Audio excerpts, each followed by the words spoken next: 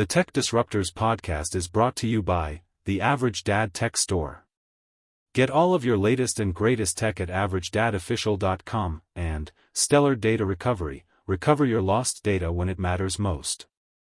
Go to stellarinfo.com for more information. Now on to the show. My left video just went viral.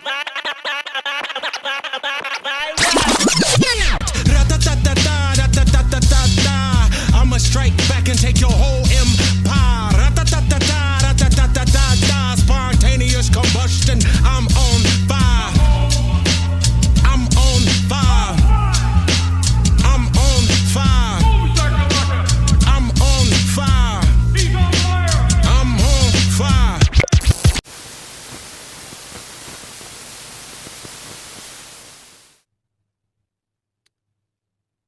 Come on in, everybody. All right.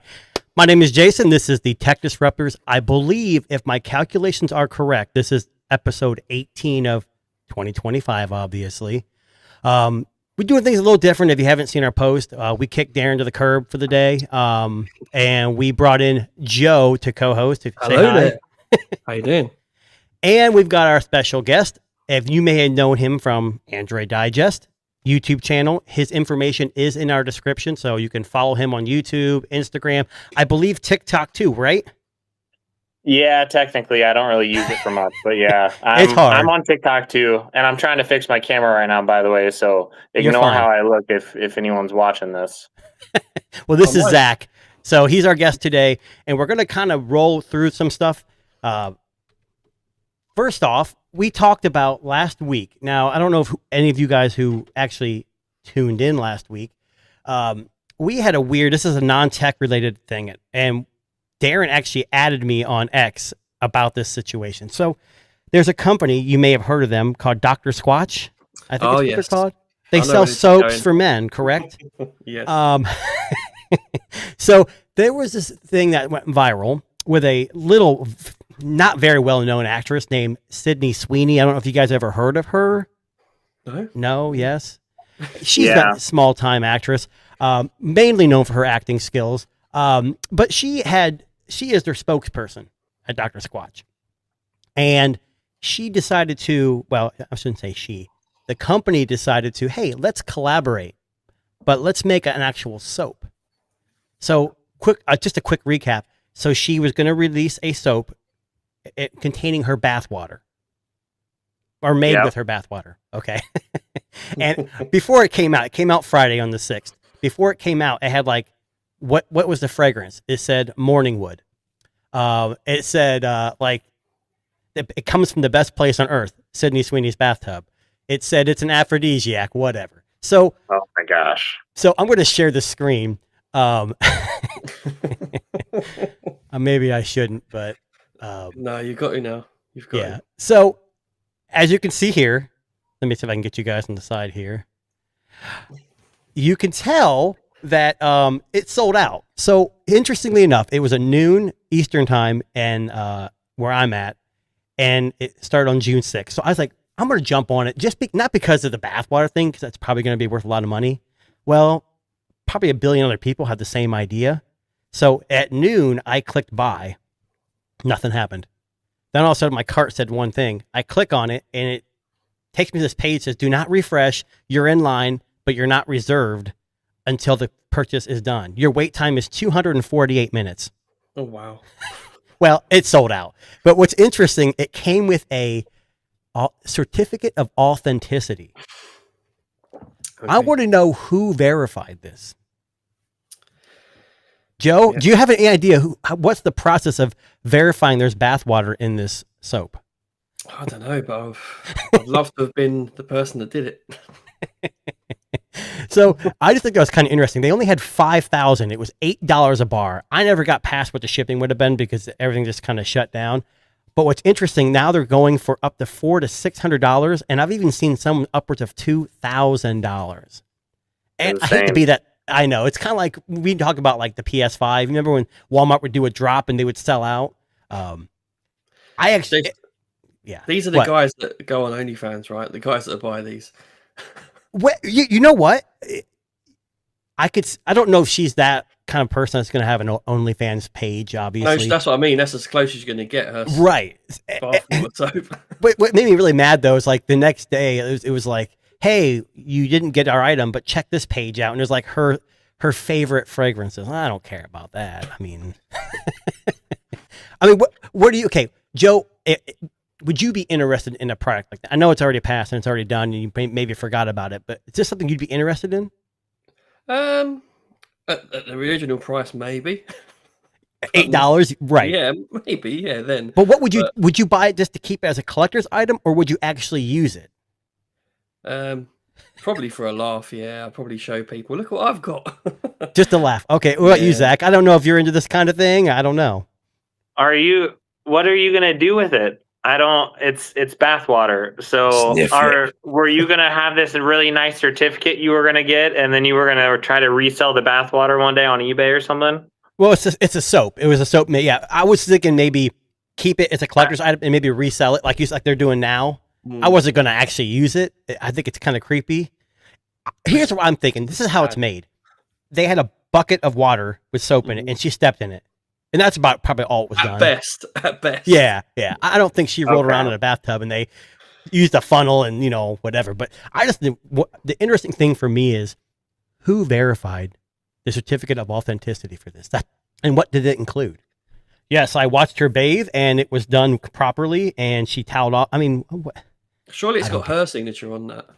I didn't say anything about a signature and I didn't know there was a certificate till I added it to my cart. And when I was going through the process, like, you have 2 items. I go, 2 items? I only ordered 1 bar of soap. You can only do 1 per person. But either way, it didn't work. Yeah.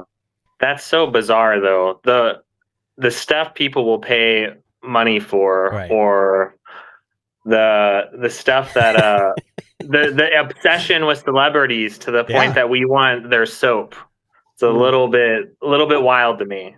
I think it was the price too. PS5 is $500, so you jump on it and you sell it for $1,000.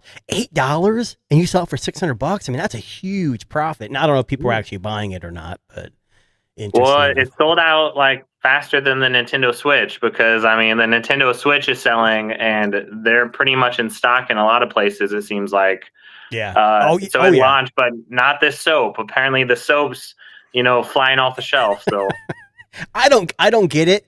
Because when I clicked on the website, literally at noon, I hit add to cart and it was already sold out. Like, how the hell does 5,000 units sell out? I mean, there had to be 1 billion people clicking add to cart at the same time. See, this is the reason that Samsung have used Sydney Sweeney. What was that? Man. Samsung have used Sydney, haven't they? Have they? I'm sure they have, yeah. I'm sure. Yeah, they have for some things. Oh, I think maybe the flips. I can't remember. It's been a while. The flip. They even ran a little competition where you won her flip. Oh, that's right. We talked about that. Yeah. The problem with this is like, so she is, I mean, a spokesperson, but when a Samsung goes, hey, it's like Google. They have the what's the guy's name from the Pacers? Not the Pacers, Bucks. Big time NBA star, and he actually uses it. You see him on the sideline taking pictures, but a lot of times, like with Sydney Sweeney, she may get the flip, but she's actually using an iPhone in the pocket, and that's been caught many times. Of course, 100%. Well, that was my funny story of the day. I wanted to lead off with that because that's where we kind of ended the last show. But this is Zach's turn to introduce himself and tell us a little bit about yourself and your channel and the things you do. Yeah, well, again, I'm Zach with Android Digest, and I think I made my YouTube channel, I don't know, it's probably about 5 years ago, and it was really a passion project for me, and if you look at the first few videos, they were dreadful. It was literally me just putting a camera over a tablet or a phone, but I used to work for Sprint, actually, back when they existed, of course, the cell phone company. And that was one of my first actual real jobs, making good money and stuff. As a guy, I got married pretty early and I started working at Sprint as a salesperson. And I was working there getting new phones every 3, 4, 5, 6 months. I was really passionate about it. And it was like, well, why don't I start sharing this? And what was weird is they would have these phones like the Sharp Aquos phone, these really cheap $100-$200 phones, and I was so excited to try those out. because I was someone who was, when I was selling phones to people, like people were just throwing stuff on their bill and like not caring. Someone billed someone $400 for a speaker and they said it was $100 and they messed it up, and they laugh about it like, oh, they'll come in a month, but who cares? You know, I don't care. I got all the sale. Who cares? I'll just throw this on, you know, forget about the activation fee. Or they had a big thing. This is still probably going on a little bit, where you get a free tablet. Well, the free tablet involves $20 or $30 a month for service for the tablet. It's a $100 tablet, right? But 2 years of service over that 2 years is $300-400 plus you got the activation fee and other things. Well, you get a lot of people. I'm from the St. Louis area, and you'd have a lot of people that would be in these poor areas. Free tablet, I'll take it. 5 lines on my bill, and they don't have money. They're struggling. Yep. They're sort of in poverty, and people would take advantage of a lot of these people. Yep. So I started selling cell phones, like thinking practically about their bill. This is back when we had unlimited data and no one else did. But do you need unlimited data? And I would look at their bills and find out all of you are on Wi-Fi. I checked your last 5 months of your bill. Let's save you $50 a month. Yep. And let's get you on a lower plan. And then maybe because I've helped you, you know, maybe you are going to look at getting that speaker, but you know, you're going to pay it one time and then you're not going to have to worry about all these reoccurring charges. I'll help you out. Like, it was a passion of mine to think about budget phones, budget-minded users, $400, $500. And then I was trying to switch devices too, and I didn't have a ton of money. So I'm switching and trying out these tablets and trying out $300, $400, $500 things. So when I start my YouTube channel, it was really under a passion to help people and educate, especially around $300, $400, $500, $600, and educate about things people don't talk about. Like, iPads are the big popular thing, and people will make devices. This is what irritates me most about tech YouTube. Like, it just grinds my gears, whatever you want to say. It just irritates me that all these influencers, if we're honest, they make good money, at least the ones who are popular. So the phones they're going to use every day in their pocket, they're going to cost $1,000. The tablets they use are going to cost $1,000.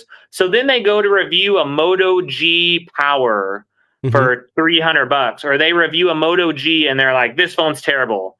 Just go buy a used Galaxy S21 with a 4-year-old battery and no software support because it's going to be great because it's faster. And they don't understand the mindset of someone going into a Cricket store, or the mindset of someone, they're coming from a Galaxy A06 or a J7 from back in the day. And now they're so excited to upgrade to an A16 or an A26 or something. And that's my passion, is to talk about a lot of things in tech. I have a very specific niche. It's normally budget tablets, but I really talk about all Android tablets, which most people don't. But then I talk about mid-range phones and budget phones a lot because I'm passionate about it. And again, there's not a lot of higher-end YouTubers doing that. And if they do, they're just doing it with a attitude that's not really consumer friendly. Like, they can't ever picture having a 60 hertz phone, right? They can't stand even using it as their personal device for more than 3 days. So they don't, right? They're just like, I want to go back to my other phone. So they might cover it, but most of them don't. And then they move on to Apple, iPads, etc. So that's my niche, is really trying to, it's not just budget. I mean, again, Android tablets, I'd say, is my biggest thing by far. And that's what I know you for. Yeah. I know you for the Android tablet scene. Yeah. Like, I watched a bunch of your content with tablets back in the day, and that's something that I thought. But you have a wealth of things like budget tablets, but not only budget, because obviously you covered some OnePlus stuff too, right? Right. Yeah, I did cover the OnePlus Pad recently, so I do cover. My point is that I try to have that consumer mindset. But what I found on my channel is tablets started to take off. And when you're in YouTube, you have to really pick a niche. You have to pick what's my thing. If I just review a robot vacuum because I want one, and I review every phone case and like, oh, I want a free phone case, let me review that, let me do this. Well, I'm losing my audience. Like, my audience clearly likes Android tablets. So I had to sacrifice and say, I'm going to talk about Android tablets. And yeah, I do talk about $200 tablets. And those are some of my most popular videos. But I also talk about $400 ones, 500, 600. And the one other thing is I try to do it from a mindset that isn't like, oh, there's one thing wrong with this device, so I hate it. Like a lot of reviewers do that too. So, for example, the Galaxy Tab FE series, they're slower compared to some international competition and everything. And they don't have external monitor support. And that's pretty inexcusable, honestly. Like they had external monitor support on their tablets back with the Tab S7 FE actually, and they dropped it with the S9 FE, and it's not on the S10 FE. So Lenovo has a $200 or a $300 tablet even. They have some budget tablets that have external monitor support. They have a $300 tablet. It's been on sale. It's the same size roughly as the S10 FE Plus, but it's literally like $300 versus $650, and it has external monitor support, right? That's amazing. But I'm not going to tell people don't buy the S10 FE Plus because some people need 7 years of software support. Lenovo gives 2. Some people need what Samsung provides. They want an S Pen in the box, or they like that experience. So instead of saying don't buy this, I lay out the pros, I lay out the cons, and I tell people who would be the right person to buy this, who would want this, and who would want to avoid it.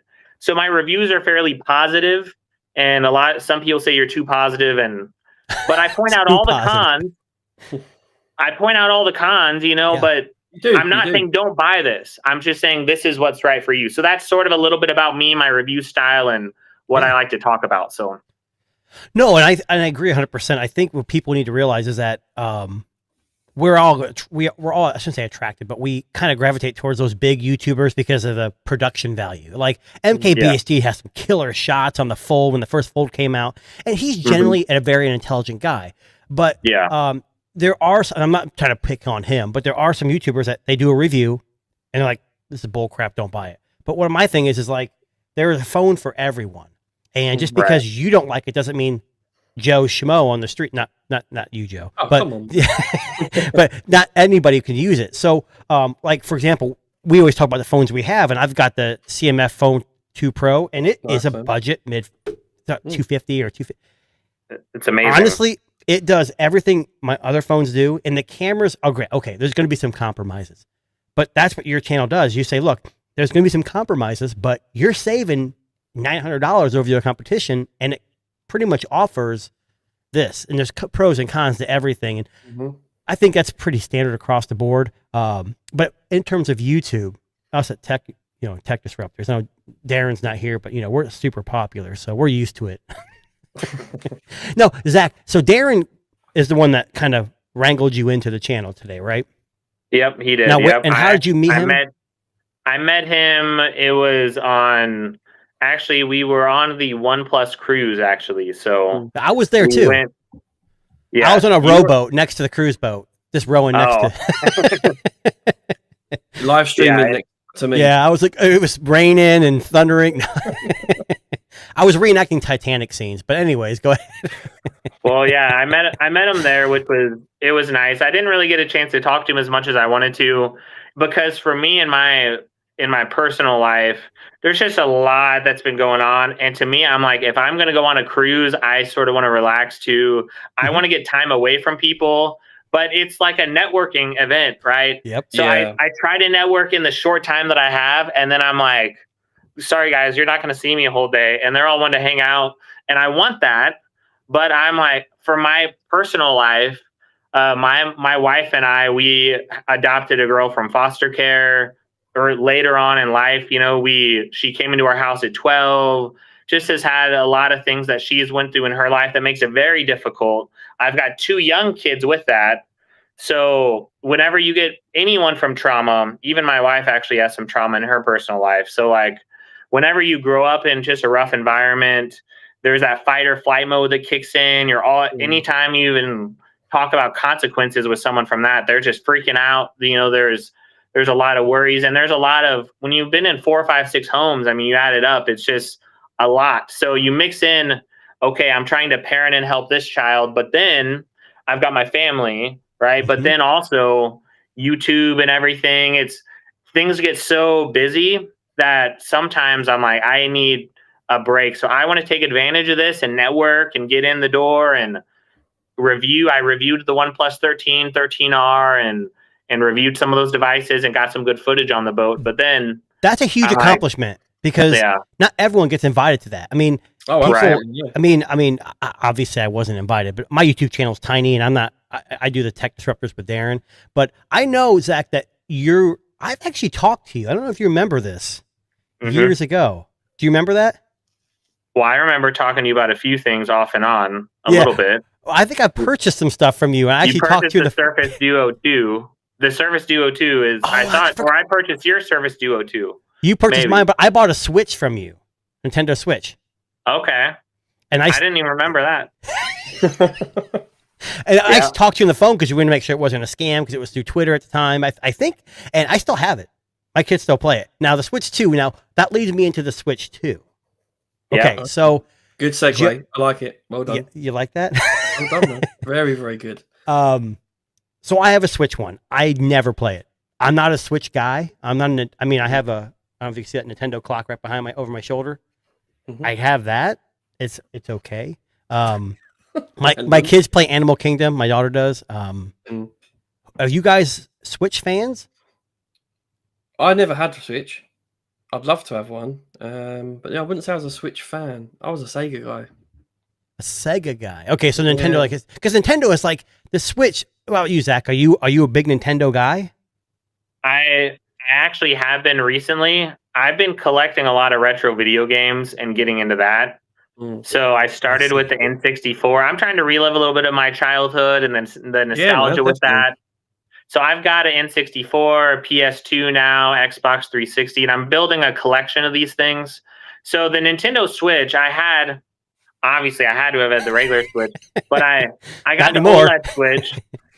But that was more for my kids at the time, and I wasn't really using it much personally. But I find lately, I've actually transitioned over. I had Xbox. I've been Xbox pretty much my whole life. And I had the Series X, and there was a point when the Nintendo Switch 2 came out, and I said to myself, I realized they're coming out with Madden for the Switch 2. Really? Their NBA 2K is on the Switch 1. It's a poor man's version of it, but it's gonna come on the Switch 2, and it'll probably be a next gen version. And then I realized most of the games that I play will work on the Switch 2, and my kids obviously use it. But I'm not someone who's going to own 3 consoles. So what I did, I actually took my Xbox Series X. They were offering over $400 of trade credit at GameStop one day. It was $420. Yeah, $420. And I took that. It was some joke of a promo, but it was right before they raised the prices, actually. So maybe that's why they did it. So right before they raised the prices, I got $420 for it. I only paid $450 for the console anyway. So I know it's old. I know the HDMI is, barely fitting in. I sell it to GameStop. They took it. And I was able to get basically the price of the Nintendo Switch for free, So now I'm going to be able to play those games that I play. I might play Madden. So wait, you own the Switch too? You bought the Switch too? I do, and I have it, yeah. Okay. I don't have it on me in this room right now. That's fine. But my kids, I've had a little bit of experience with it. I played with it a few days, and then my kids right now have it actually. But that's actually got me into the realizing my Switch now. If I sell my Switch OLED, it's only worth $100, and by the time I get all the fees out, I might get $130 out of it. But I could play most of the games I play on the Switch 2 on the go, get really good battery life. It looks good. And I'm actually starting to have more of an appreciation for the older Switch than I did years ago. But now I have that experience where I can go back and forth between them. The game data saves automatically on the cloud. I could have my regular Switch to play all my big games like Madden and those things.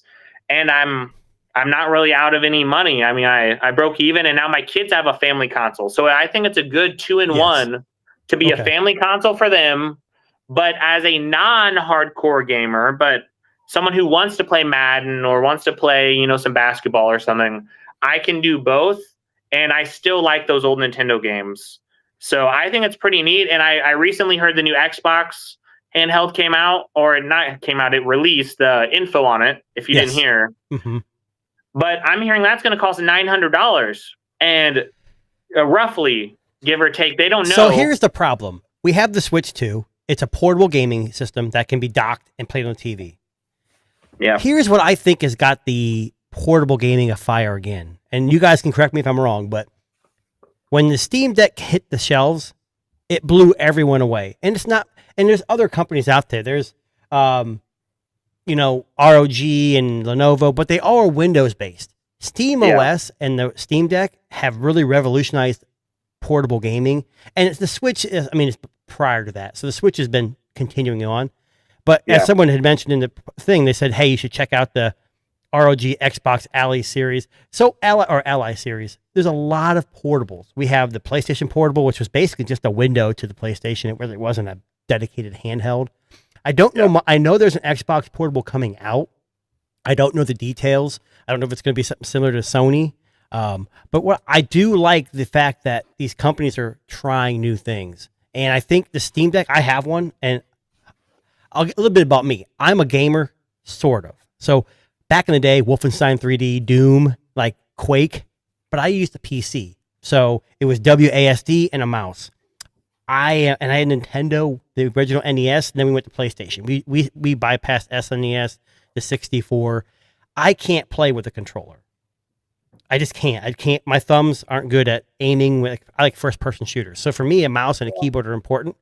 So the Steam Deck, while it's great, I end up docking it and using a keyboard, which kills the portability aspect of it. So I don't really want to get too much into it, but do you see yourself as more of Zach, you already said you're not a huge gamer, and I understand the aspect with the Nintendo Switch. It's family friendly, right?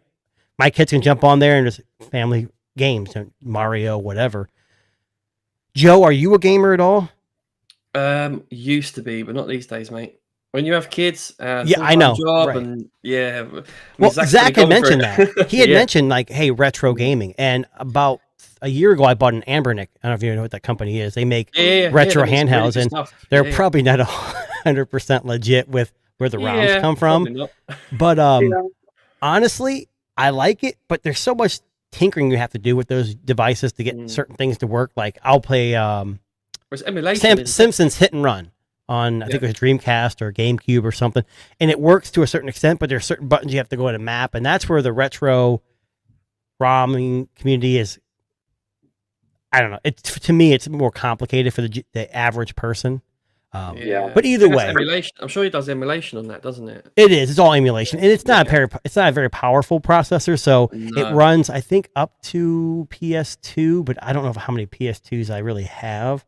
But the Steam Deck for me is amazing.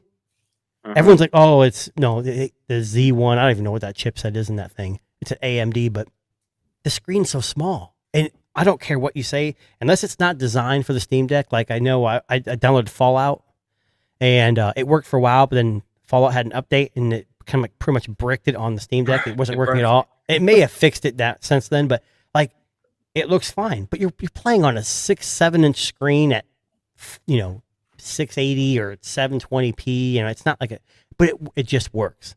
And I modded mine. I got a new back end, new buttons. You can add more memory, and it's pretty simple stuff. Either way, that's just. So we're not. The three of us aren't huge gamers. Then it sounds like. For when you say not huge, I play games regularly, a little bit every week. But when you talk about a huge gamer, some of these people are playing every single day for 2 hours a day or something. I do play. I'm playing old retro games about 30 minutes. Not on average, but I might not play for 3-4 days and then play for an hour, and that's sort of what happens when you got kids. So like Joe said. So for me, I have too many kids. I don't have time to play games anymore. So, but I'm in with the concept though, and to me, what we're looking at is these monstrous, and I think they're huge. Whether it's the Steam Deck or whether it's these new devices. They're bigger, they're a little bit bulkier in some ways, and we're dealing with those handhelds that have these, especially the new Xbox handheld. I expected to have this really powerful processor from what they're saying. I looked at the rumors and watched a couple videos on it this morning. But then you're looking at it being less ergonomical, a little bit harder to hold, heavier, and it's going to cost $900. But the benefit of that is that you're going to be able to hopefully run games from SteamOS, like the Steam store, but you're also going to be able to run games that run on Xbox, some of them at least, and on PC, and run them all natively. Now, of course, they said some native games might not work, and I think they're going to have a compatibility list similar to Steam. But that is really appealing for people who want that. They want to be able to dock it, but use it on the go, and then use it as an Xbox, but then take it off and use it for getting stuff done, or not getting stuff done, but just playing on the go. I think that's really cool that you could have that form factor. But I think the long-term cost for me isn't appealing to me, because you've got the $20 a month subscription for Xbox with Game Pass. If you do that, you've got, so you're talking about hundreds of dollars a year plus twice the price, but double the size, when I could get the Switch 2 that my kids love. It's good enough for me. It's $450, but then the subscription, even to play online and stuff, it's like $80 for your entire family. Yeah. That's the whole family. And you get access to all the old retro games, which I've been into lately. So that makes me lean that way personally. But I can really see these hardcore gamers are going to be excited about being able to play all these. And it's going to make it hard for Sony when they're saying it's Sony or bust, when Xbox is saying you could buy a game on Steam and still use our device. You could buy a game on, from Battle.net. The amount of options for gamers is awesome, and I'm excited about it. It just probably won't be for me as a more, since I'm not a hardcore gamer, I'm just more casual gamer. Conscious. Yeah, I'm just more casual. So that's sort of where I'm at with all that stuff. I've got a burning question though. I've got to ask, right? So you mentioned N64. What is your game on N64? You beat me to the punch. Well, for me, by the way, I just beat Majora's Mask for the first time for Zelda, but that was the first time I ever beat it. I wasn't ever into Zelda as a kid, so I didn't have nostalgia for it, and I'm just starting to play through those games, and it's a masterpiece to think about how they fit all those things in to a older game. But it's so hard, though. They didn't have any guides. Like nowadays, if you have a quest marker in a game, it tells you to go this way. And back then, you'd have no guide. It would be like they expect you to roam around the entire area, talk to 20 people, run in the water, and find some secret switch. And you can't even advance in the game till you find it. So I had to play that game with a walkthrough in the background, but I was dedicated to finish it, but it was a disaster. So that's not my game. For me, if I look back, it's just about nostalgia for what I played when I was younger, really. So Donkey Kong 64, which is very controversial, was one of my favorite games as a kid, even though it's a little controversial because some people say it's a terrible game. GoldenEye, I used to be Odd Job in GoldenEye, and then I would chop all my friends at their knees because the character was so small. So it was like a cheat code. WWF No Mercy, some wrestling in there. Ken Griffey Slugfest or base. Just that's all my childhood nostalgic stuff. Is 64 really your console of choice?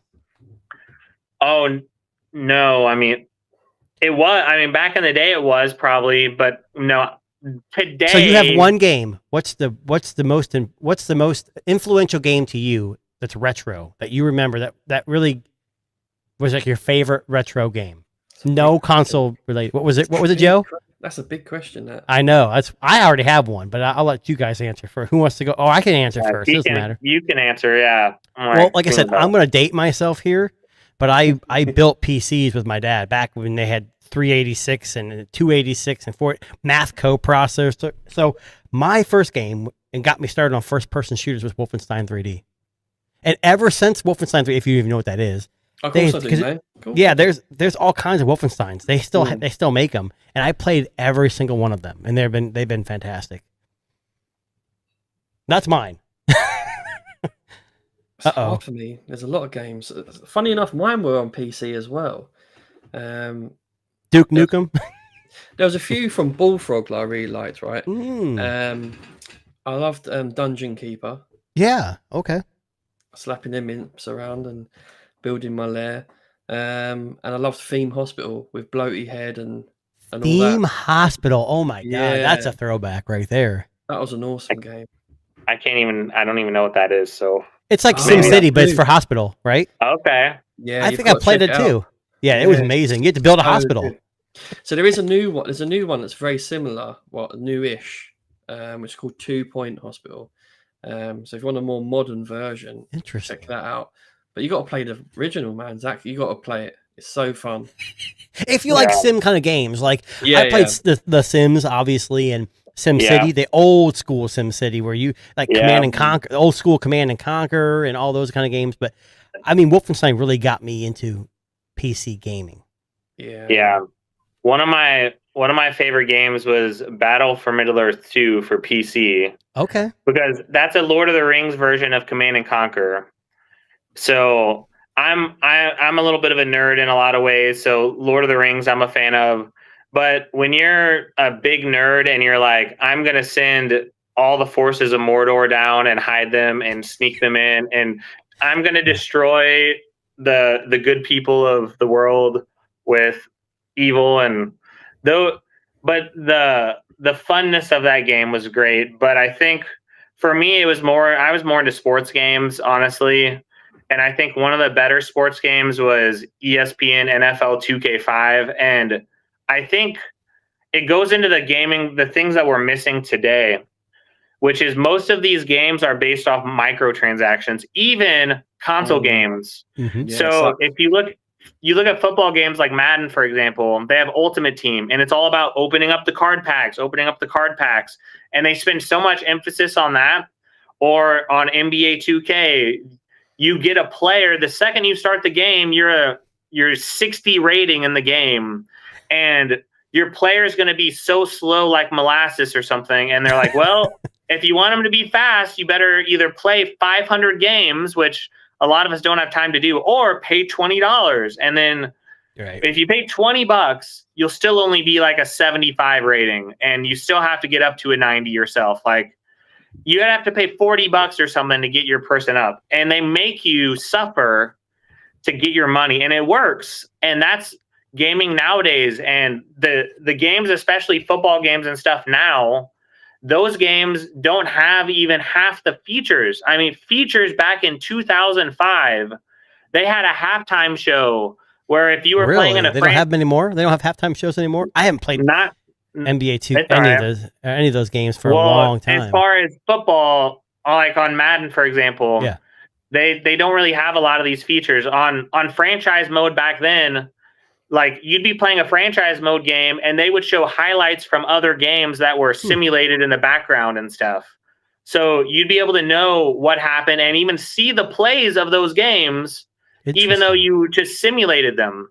So there was an immersion, and you'd have ESPN was involved, and like the fancy commentators back then that were involved in it. And nowadays, well, they don't care about those people as much. They don't care about like the franchise modes and the offline modes, because gaming now is going more towards microtransactions, where we just want to sell you more card packs and stuff. And I guess we'll give you some effort, but it's not going to be very good. And that's why I like even sports games. Some of them are actually better. Like, overall, some of them are better when you look at the features, because they cared when the graphics jump went up to 360 and Xbox One. They cared about getting the graphics right. And then they implemented some features, but then, oh, look, microtransactions. And then they all got lost pretty much. And that's the world we live in. Microtransactions and subscription fees. That's all we live on right now. So now, I don't know if this was about when you was at Sprint, but what you get a lot of happening, right, is kids put pay to mobile.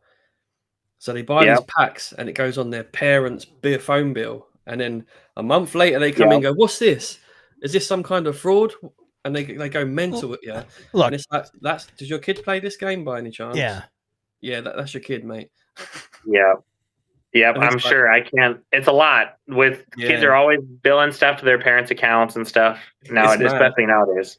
My kids don't do that. We have pretty locked down. But I will tell you, Zach, I joined Sprint for a short period of time just to get the Essential phone when it came out.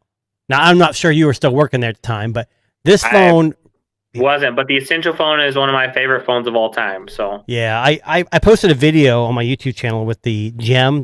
I have the prototype version of the sequel that never came out, and a guy's offered me tons of money for it. I'm thinking, man, maybe I should get rid of it. It just sits there. I mean, it works, but you just can't do anything really with it. Either way, let's change gears a little bit. Going back to phones, we talked about CMF. CMF is owned by Nothing. Well, I mean, they're the same company. But that company, run by none other than Carl Pei, or is it Pei? Is that how you say it? yeah, think I it believe is, so. Yeah. They have recently announced that they are going to release the Nothing Headphone One. They look nice, man. Have you seen them? You've seen them, I've seen pictures of them. right? And alongside the Nothing Phone 3. So what's interesting about this? They're supposed to be both released on July 1. I don't know if Zach, I'm not know if you know this company, but there's a company called KEF. Joe, have you ever heard of them? Zach, you ever heard of KEF? Audio. I haven't. No. It's an audio company. Rings a bell. So they're No, a very no. high-end audiophile company. They've been around forever. And there was a rumor that Nothing was going to work with KEF. And I'm hoping that that's what the headphones are, because KEF is an amazing brand. Yeah. So here's a couple things that this article kind of says. Obviously, the headphones are going to be rival the AirPods Max, or not the AirPods, but the Air, whatever, the most expensive brand of Sony and Apple can make. Yeah. But the Nothing Phone 3 is looking like a departure from their typical like OnePlus. Like, hey, we're gonna be a flagship killer at a lower price. It's gonna be a flagship at a flagship price. And they got rid of Glyph, and they're supposed to be adding some kind of like matrix screen on the back. What are you guys' thoughts on this? Nothing Phone 3 being $1,000 plus with a different back. Is it something that's going to sell? Do you want to start, Zach? And you got any thoughts? I feel like I've been talking. I can go ahead. You guys go ahead and Zach, if you want to look some stuff up. So to me, in the U.S., I can't speak for the U.K. or Darren's in Canada, but in the U.S., carrier deals sell phones. That's why Samsung and Apple are the kings in the U.S. Just because average consumer can say, "Oh, I get a phone for $20 a month," or it's free, like Zach said earlier. I think the Phone 3 is going to be an amazing phone. I can't imagine. I've had the Nothing Phone 1, 2, and then I think I had the 3A Pro, and then I have the CMF phone. I have both CMF phones. They're amazing for what they are and the price they sell. Problem is, in the U.S., you're just not going to make it. And I know CMF and Nothing don't generally always sell all their phones in the U.S. You got to be a beta user or whatever they call it. To me, it's going to be a great device, but I just don't think it's going to sell well in the U.S. But I don't know if we're the intended market, because everyone's scared of the big bad Apple and Samsung, dominance in the U.S. So for me, $1,000 plus. If the cameras are my thing with OnePlus and Nothing have always been, they're awesome devices, but the cameras always kind of lack. Now the OnePlus 13 has been definitely a big upgrade. I don't know. My thing is, I think it'll sell well. I just don't know how well in North America. I think UK, India, those places will sell better. So what price point are we saying? They're saying $1,000, $999 plus. Let me see if it says anything in this article. And then what sort of specifications? Oh, here we go. Nothing said it will partner with the British audio company KEF for the headphones, so that's good. That's positive, yeah. Definitely. Oh my God, KEF is amazing. Like, I've had some of their bookshelf speakers, and yeah, they're quite expensive, but they sound amazing. Yeah, so it says the highly anticipated $1,000 phone will make an appearance later this summer. So July 1 is when they're going to announce it, and they've been teasing. Nothing is notorious. They're really good at media. Like they Glyph is dead. Like, what? That's your bread and butter. Stuff like that. So what do you think? It says it would be around $1,000, $800 or $1,000 ish. My first thought Yeah, go on. Really quick, there's a leak I'm seeing from June 3rd. I don't know when your article's from. And they said they're June 3rd. rumoring it to be maybe $799. Yeah, it says $1,000 or £800. I mean, in Canada, this $1,000 would be $8,000, and Darren could attest to that if he was here. That's Because everything true. in It Canada. depends on where. Yeah. So £800. Okay, yes, it will sell. Let me tell you one thing about £800 would be good, but so Nothing has done this thing, and I don't have the Nothing 3A Pro anymore. I had to get rid of that thing. So on the side of this phone, this is the CMF phone. There's two buttons. There's a power button and the essential button. I'm telling you, with the 3A Pro, I constantly hit that damn essential button, and it took a snapshot, and then asked me to record a sound with it. I hope they move that to like the top left or something, so it's not like next to the power button, so you accidentally hit it every single time. But to me, I think Nothing is slowly doing better. I just wish, and here in the U.S., and Zach, I mean, you here in the U.S. too, we need more competition. We need Google to succeed. We need Motorola to succeed. And the only reason why Samsung's even relevant is because of most of their budget phones. That's why the budget. And Zach, I don't know if you know who's But the this guy is the problem, though, right? Just quickly, What's that? because it's their budget phones that sell, right? So people try a budget Samsung, and they think that that's what Android's all about. Exactly. And that is the problem in the US. So I met a coworker who said, "I love Apple, everything Apple." And she goes, "What do you use?" I go, "I have both. I want to know both." But I said, "What you don't realize is that," she goes, "Well, Apples just aren't as good." I said, "But yeah, if you go buy a $200 Motorola G Power, let's say, it's not going to probably compete on a lot of levels of a flagship phone. But Android sells phones that are $1,000 plus, and me and Darren talked about, we import a lot of phones. Like I have the Vivo X200 Ultra right here. I mean, I can't tell you, it's the best camera phone I've ever owned. But there's some caveats. If you live in the U.S., it may not work on Verizon. It may not work on AT&T. It works on T-Mobile. What's that? That's the big problem with Chinese OEM. Wear OS watches. Wear OS. Samsung can work with a workaround. I'm using an Amazfit with it. And I will tell you, I've been blown away by Amazfit. Their new software is amazing. I've heard it's really good. Yeah, I have the Balance. The Balance 2 just came out. I mean, it has, a lot of these cheap watches, when you get like a notification that someone's at your front door, you don't get a picture, you just get a notification. Like Wear OS will show you a picture, Apple. This does all that. The only thing it doesn't do is tap to pay, but there's a rumor that Zep OS is what their OS is they're going to offer tap to pay in the US potentially next year. But either way, I think we just need to take this with a grain of salt. I'm sure the Phone 3 will be available in North America. I just don't know how well it's going to sell without carrier support. Like T-Mobile used to be awesome with this. With OnePlus, they kind of dropped the ball. Zach, do you think, I don't know if you're a Nothing person. I don't know if you've used Nothing phones, but do you think this is going to sell well? You think this is a joke? You think it's dumb? I mean, yeah. On my channel, I normally am covering. By the way, I know a lot about Nothing. I can talk about it definitely. You know a lot about Nothing. That's a great statement. But my channel, I come at it from a U.S. perspective, right? And I'm talking to consumers. So when it comes to a lot of these overseas phones and importing and things like that, it's not something where I'm going to be like, hey, go buy this phone on Amazon that you have to import and there's no warranty and it's going to be great. I'm comparing to U.S. competitors, which means sometimes like I might sound more positive about some of these other phones because we don't have some of that competition in the lower and mid range, even the high end. Like I wish we did have a lot of those competitors. But you're right. We need Motorola and all these other companies to succeed. And sadly, we're basically sometimes looking at some of these lower end companies, or I don't even mean low end, but Motorola, it's like, well, they give you worse software updates, but maybe better hardware for the money. And I'm tired of saying that. I wish we had some companies that did both. And then I'm like, well, Samsung gives you everything, but you pay a little more for it. It's sort of like Apple. Well, they give you they're the premium that you go to get your 7 years of updates. But anyway, when it comes to Nothing, the thing that Nothing has bothered me a little bit with, it's not really bothered, but most of their phones lately have been releasing under this beta program. So the beta program, in the US at least, with the beta program, they're missing some of the bands. To my understanding, even it will work with T-Mobile, but it might be missing at least some connections to some towers. So for me, it's just hard to, at least even personally, I don't mind rolling the dice a little bit and saying it's the beta program, who cares?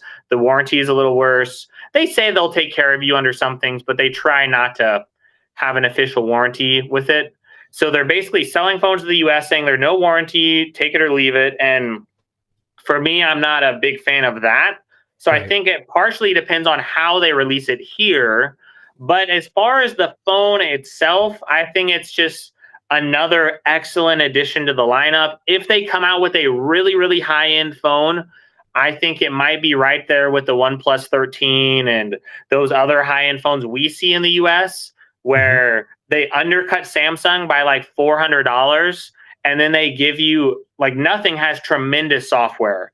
It just flies. I love it more than OnePlus software even. Like, I think nothing software is amazing. So giving you that fluid software and giving you the hardware they give you, but giving it to you at a way cheaper price point. I mean, I don't think there's any phone, if that was selling in the US, that cheaper budget phone that they have, the CMF phone, that would fly off the shelves at a Best Buy or something even. Oh, yeah. Like, you don't even have to sell the carriers. Like, I get you need to sell the carriers, but if they at least give us that Best Buy alternative or that Amazon alternative where it's a US warranty, I think you'll see at least the market share would creep up. Correct. If they were to do that. And I think the Nothing phone could really make some noise if they have to undercut OnePlus though. And I think their last Nothing phone, the Nothing Phone 2, I can't remember what the retail price of that was. I want to say $699. My daughter's using one right now. I don't remember what I paid for it though. Just imagine though that they gave the headphones free with it. Yeah.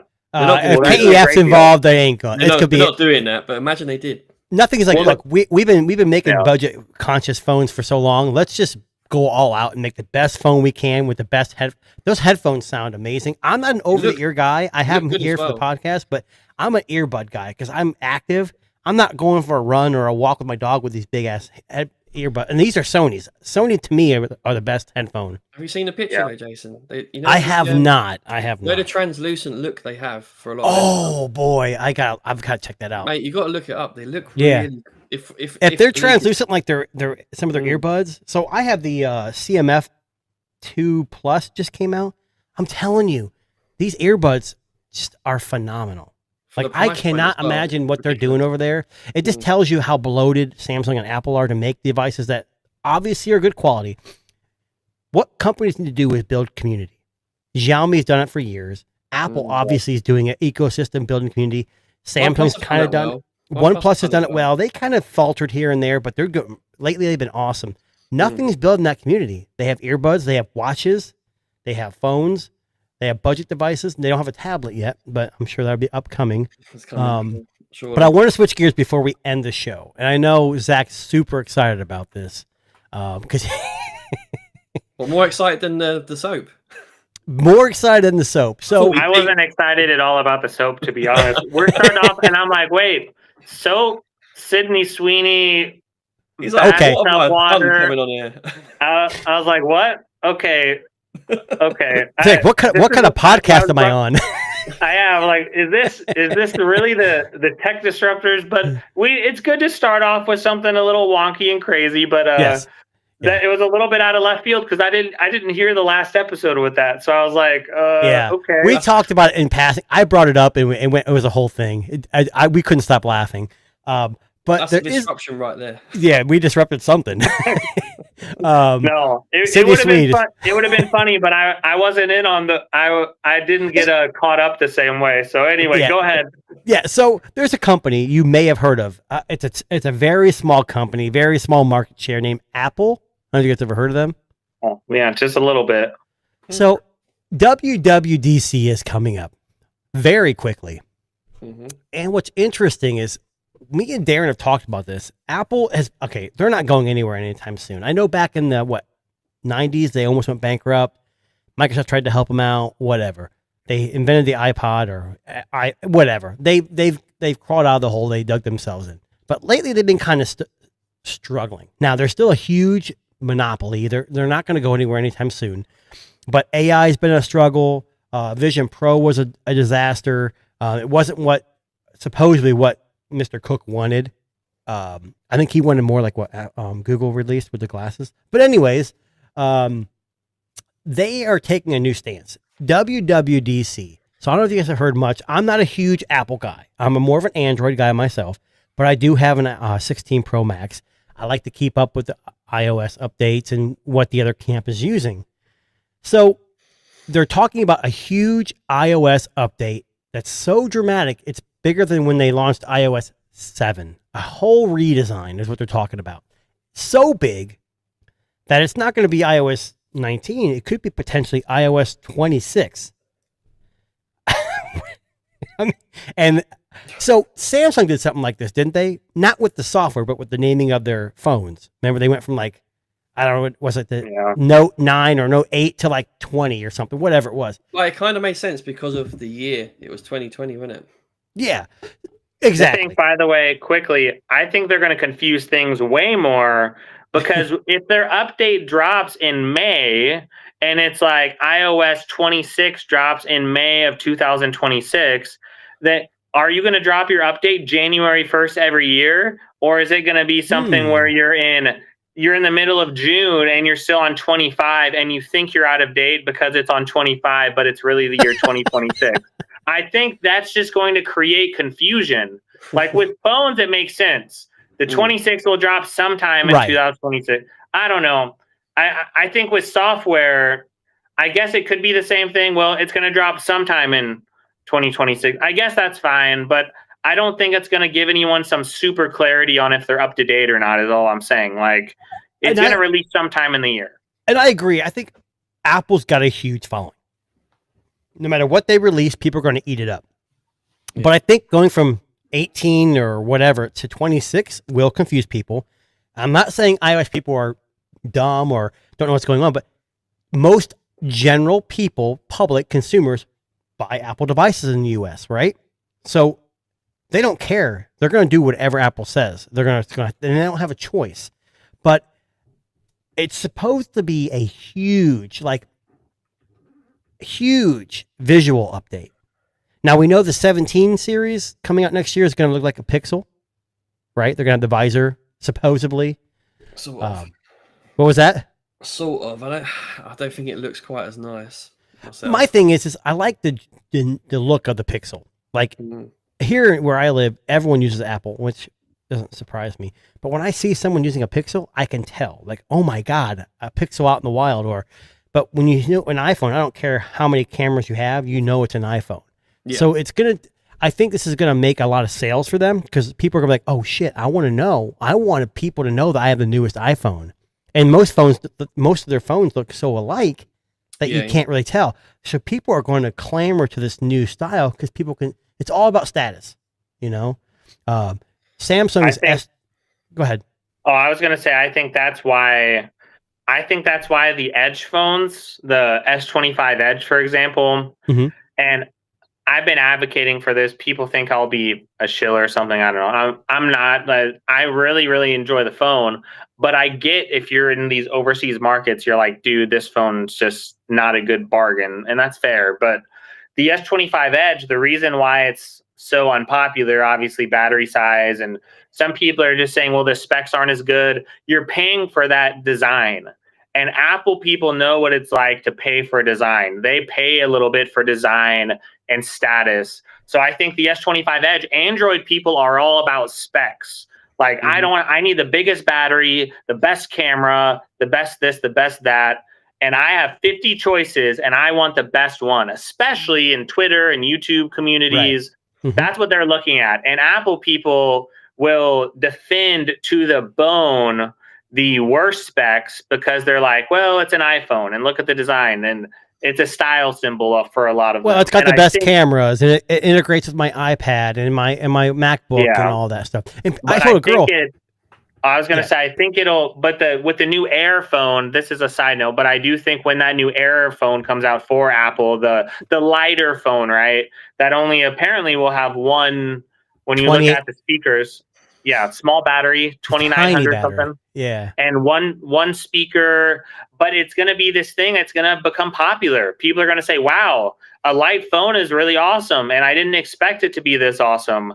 And then Apple people are going to start to spread it, and it will eventually spread to Android over time. I mean, that's Samsung sort of how rushed it out. I've heard pretty positive things about the Edge. I just don't understand the need to get a thinner phone because I put cases on my phone, so it's going to make it bigger anyways. But I think anyway, we can go back to this, but just saying that Apple is, they are a lot of times about design and focus on some of these things, and they are about style sometimes, and they're just a little different than Android people with those things. 100% agree. What I always tell my kids, you get what you get, and you don't throw a fit.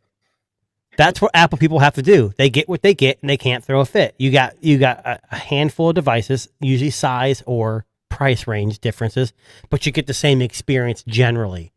Android's a little different, whereas, and I always say this, they used to have a slogan years ago, be together, not the same, which is great because for me, I may want the best of the best, so I'm going to go buy a Vivo 9000 or whatever, but maybe my dad wants an Android phone and he doesn't want to spend more than $300, so he goes and buys a Motorola Edge or Motorola Stylus 5G, whatever.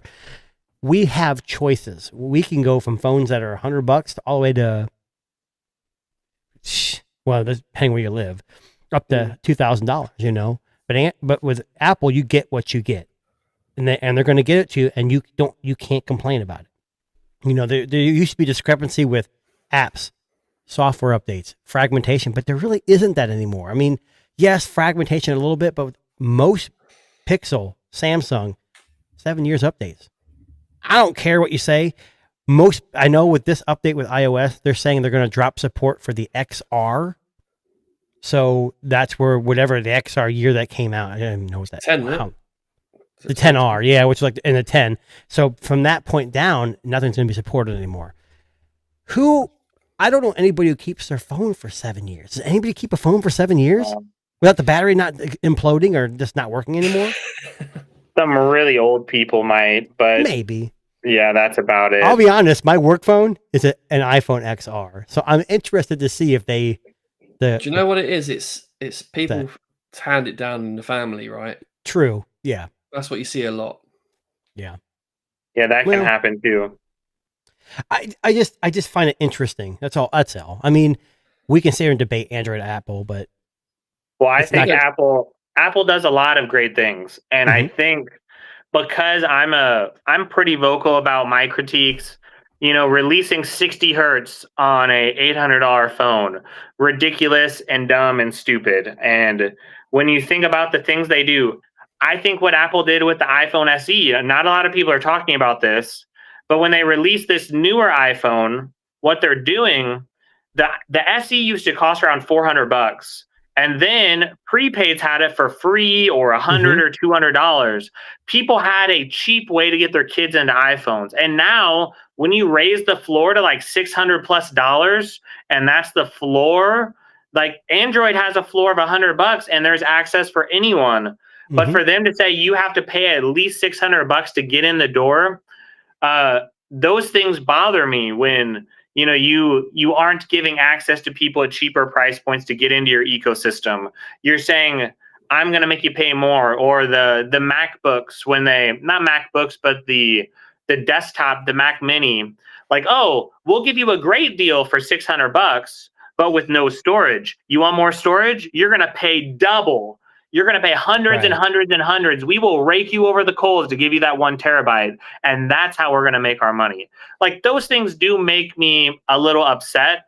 But if you take a step back from those like annoyances, the bottom line is people, when they have iPhones, they have some of the best phones, the best cameras. Most of them have very good experiences. They have very good software support, and they're paying for this ecosystem that is very, very good. Now, they need to open it up. I want them to open it up, but I understand it. Not going to happen. I get it. No, I respect it.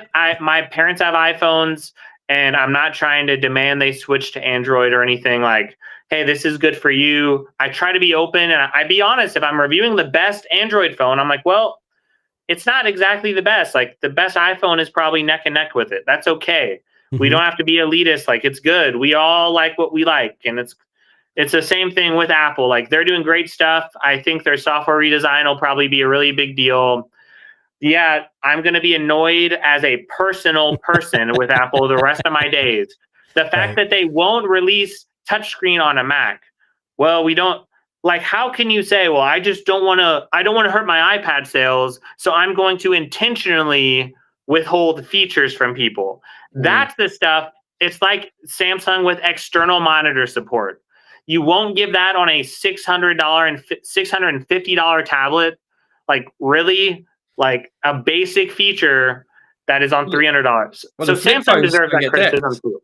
Flip phones don't get DeX. Things like that Right. really annoy me. Well, you gotta remember, not getting DeX is insane. So we can criticize them too. But that stuff bothers me a lot when companies do that. And you're right. You can criticize Samsung, and that's the thing. Like Apple people, especially Apple people who purchase Apple products are going to get what they want to get. It's muscle memory. It's familiar to them. They're locked in.